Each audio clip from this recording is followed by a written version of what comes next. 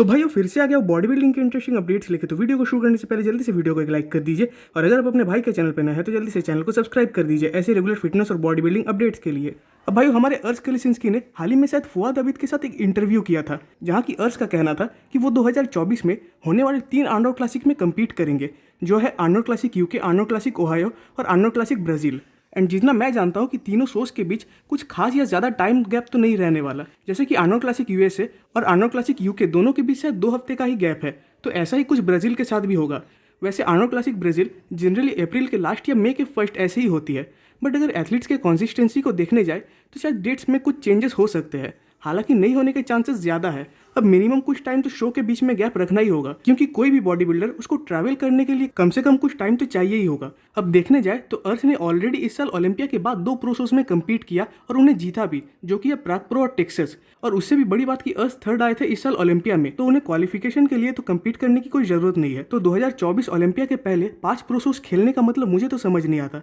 जहाँ की उनको ओलंपिया पे फोकस करना चाहिए था कि वो कैसे ओलंपिया में खुद को और इम्प्रूव करके आ पाए, बट उसके जगह उनके प्लान से और शोज खेलने के, जो कि देखने जाए तो एकदम सिमिलर अप्रोच लग रही है सैमसन दादा जैसी। अब दोनों बीच में एक साथ मिले भी थे लास्ट वीक, तो पता नहीं अगर दोनों ने मिलकर एक साथ कोई प्लान बनाया होगा तो। अब एक बात तो है कि इन दोनों टॉप 3 के बॉडी बिल्डर्स के शो में आने से शो की एंगेजमेंट और हाइप और भी ज़्यादा बढ़ जाएगी। अब सैमसन के ऊपर तो होप है कि शायद वो आर्नोल्ड क्लासिक ओहायो जैसे शो को भी जीत जाएंगे, बट ये चीज़ अर्श के ऊपर पूरे कंफर्म तरीके से तो नहीं है, क्योंकि लास्ट टाइम ओहायो में रेमन डिनो ने कम्पीट किया था और वो शो को जीते भी थे। तो इस बार भी शायद चांसेस बन सकते हैं कि रेमन इस शो में कम्पीट करे। अब भाई जैसा कि आप सब जानते हो कि कल निक वॉकर की तरफ से एक गेस्ट पोजिंग की वीडियो आई हुई थी एनपीसी के किसी शो की, तो बाद में मैंने देखा कि उस शो में सिर्फ निक वॉकर ही नहीं बल्कि और भी कुछ बड़े बॉडी बिल्डर्स ने पोजिंग किया था, जिसमें से पहला नाम है हमारे इस साल के 212 मिस्टर ओलंपिया कियोन पियर्सन का। और अगर मैं गलत नहीं हूँ तो शायद कियोन का ये पहला गेस्ट पोजिंग तो नहीं था इस साल ओलंपिया के बाद, और जो कि एक अच्छी बात भी है कि वो अपने डिवीजन में स्पोर्ट को एक बहुत ही बढ़िया तरीके से प्रमोट कर रहे हैं। Even last year Shawn Clarida ने भी काफ़ी गेस्ट पोजिंग्स किए थे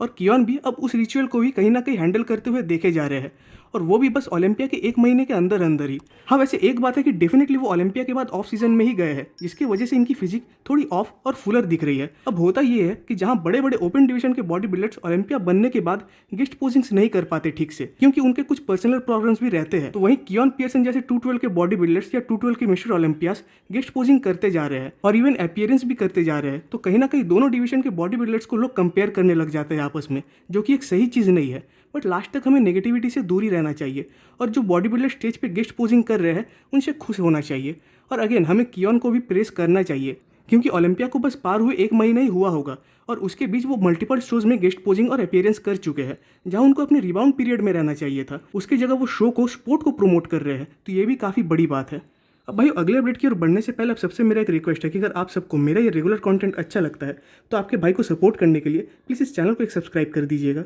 अब भाई इस शो में जो नेक्स्ट बॉडी बिल्डर थे जिन्होंने की गेस्ट पोजिंग की वो है क्विंटन एरिया। अब बाकियों का तो नहीं पता, बट मैं इनको फिर से स्टेज पे देखने के लिए बहुत ज़्यादा बेताब था, क्योंकि लास्ट टाइम तो क्विंटन शायद 1 साल से भी पहले स्टेज पे देखे गए थे, वो भी टेक्सास प्रो के, और तब से वो ऑफ सीजन पे ही चल रहे थे। एंड अभी ये जैसा साइज कैरी कर रहे हैं तो इन्हें मास मॉन्स्टर के कैटेगरी में रखना भी कोई गलत चीज़ तो नहीं होने वाली। एंड अभी भी इनके फिजिक को देखकर ऐसा लग रहा है कि ये अपने ऑफ सीजन के बहुत ही ज़्यादा डीप पीरियड में चल रहे हैं, क्योंकि बाकी सारे गेस्ट पोजर्स के मुकाबले इनकी फिजिक कुछ ज़्यादा ही ऑफ थी।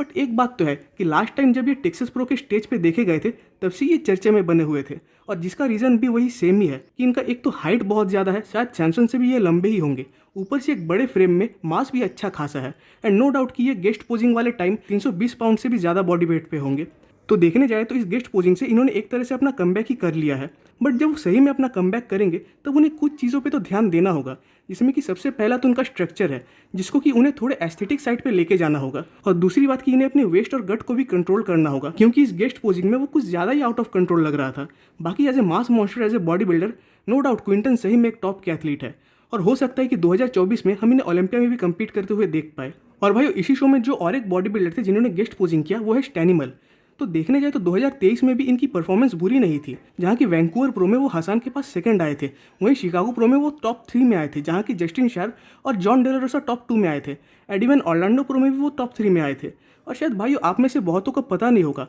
बट ये पहले कम्पीट किया करते थे मेंस फिजिक डिवीजन में, तो वहाँ से यहाँ तक इन्होंने प्रोग्रेस तो बहुत ज़्यादा किया है। इवन गेस्ट पोजिंग में भी इनकी कंडीशनिंग बहुत ही ज़्यादा बढ़िया थी, जहाँ की पता नहीं कि ये कितने लंबे टाइम से कम्पीट नहीं किए हैं, स्टिल वो अपने कंडीशनिंग को मेंटेन करके रखते हैं। इवन अगर वो शो से पहले 1-2 हफ्ते का भी प्रेप कर ले फिर भी वो शो वाली कंडीशनिंग में पहुँच जाएंगे। और इवन उनके कोच पैट्रिक टोर का कहना है कि स्टैनिमल का ये ऑफ सीजन आज तक का सबसे बेटर ऑफ सीजन था, जहाँ की वो बहुत ज़्यादा लीन तो चल ही रहे थे, साथ ही साथ इन्होंने इंप्रूवमेंट्स भी काफ़ी किए। बाकी देखते हैं कि 2024 में ये कौन सी शो में कम्पीट करेंगे।